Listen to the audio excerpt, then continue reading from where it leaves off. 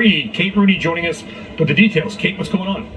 Hey there, Brian. So Sam Bankman Fried's bail has been revoked. The judge deciding this just moments ago in a Manhattan courtroom, still deciding whether that means he's headed to jail. The judge, though, saying that he attempted to tamper with witnesses at least twice. DOJ prosecutors had accused him of witness tampering. You can see the courtroom there. Outside there, he also, they say, intimidated witnesses through his many conversations with the media. The latest example, Brian, Bankman Fried had leaked a series of documents to the New York Times about a key witness, Caroline Ellison. She's the former CEO of the hedge fund Alameda, which was also founded by Bankman Fried. She's already pleaded guilty to multiple counts of fraud and is Bankman Fried's former girlfriend. Bankman Fried's legal team had argued that he was exercising his First Amendment rights by talking to the media. The judge had issued a warning back in July. Bankman Fried has already had his internet access restricted, was not able to use a smartphone. The FTX founder has been on house arrest as part of the $250 million bail package. Now, though, may be headed to jail in the New York area.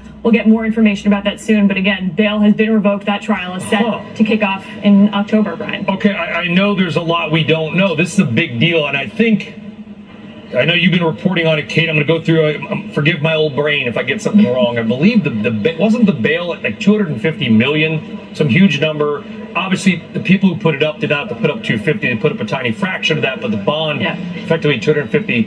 And Bankman Fried, per reporting by Kate Rooney, you might know her, he's been at his parents' home, correct? So it sounds like he could or will go to a jail cell, like now. That is what we expect, that he would be remanded from this court hearing, essentially go straight to jail from there and be remanded in the New York area. He has been in Palo Alto on the Stanford campus where his parents are professors or were professors at one point. He grew up there, has been under house arrest, but the judge has really warned you, you're cutting it close here. He said that Sam Bankman Fried has really kind of pushed the envelope when it came to his bail conditions, and you're seeing the results here. We'll bring you any updates, though. We've got producer Don Gill inside there. I just got an update in my ear from the production staff, Kate, that Sam Bankman Fried is being remanded to jail right now. I see that here. The judge says that it's official. Yeah. I want to make this news clear to our audience. This is Sam Bankman Fried, FTX. Again, everything's alleged, nothing's proved. Billions of dollars, whatever you may think. Sam Bankman Fried, a lot of people felt like that he was given a little bit of preferential treatment, perhaps, right? Despite the huge bond, he got some millionaire friends, they come in. He's been living with his parents. I have a law degree, but I'm not a lawyer. I'd love to hear from anybody in the New York area. I would assume Sam Bankman Fried could go to Rikers Island today. Sam Bankman Fried, from you hung out with him in the Bahamas, going from his parents' house with an ankle monitor to a New York City jail, which could be Rikers Island. This is a big change for Mr. Bankman Fried.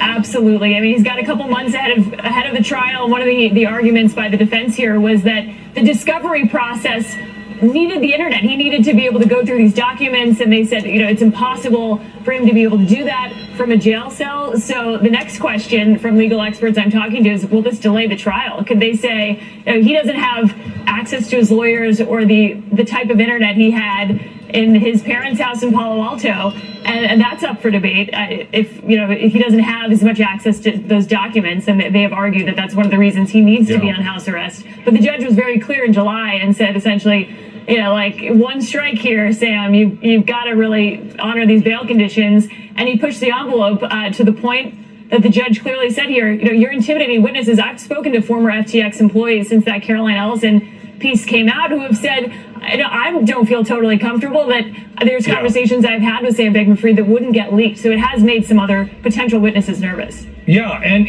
right after, guys, I know we're a little bit long here. I think it's a huge story. And of course, Bankman Fried, after he got arrested, was doing a series of interviews. He spoke with CNBC as well, with I think it was Andrew Ross Sorkin. Kind of these rambling, bizarre interviews, and I realized, I'm like, okay, he's going for the bad businessman defense. In other words, I'm not a crook, I'm just not good at business. And that seemed to be clear what he was going for. It's like, I'm just not good at running businesses, right? I'm really, MIT or Stanford, I'm smart, but I'm not smart enough to run the business, but I'm not a criminal.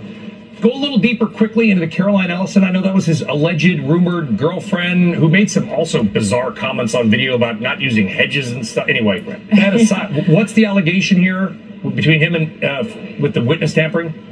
So she has already pleaded guilty. She's been cooperating with this investigation. The witness tampering, which there were these journals essentially she kept them on Google Docs, and they talked about her time at Alameda at this hedge fund, that she was under stress, and it sort of painted her in a certain light. And Sam Bankman Fried had given those documents. He had access to those, gave them to a New York Times reporter. They published a story that said essentially, here's the inside look at what she was going through at the time, painted her in a certain light. Unclear what Sam Bankman Fried was going for there, but using what they argued was his First Amendment right to speak to the press and to defend himself.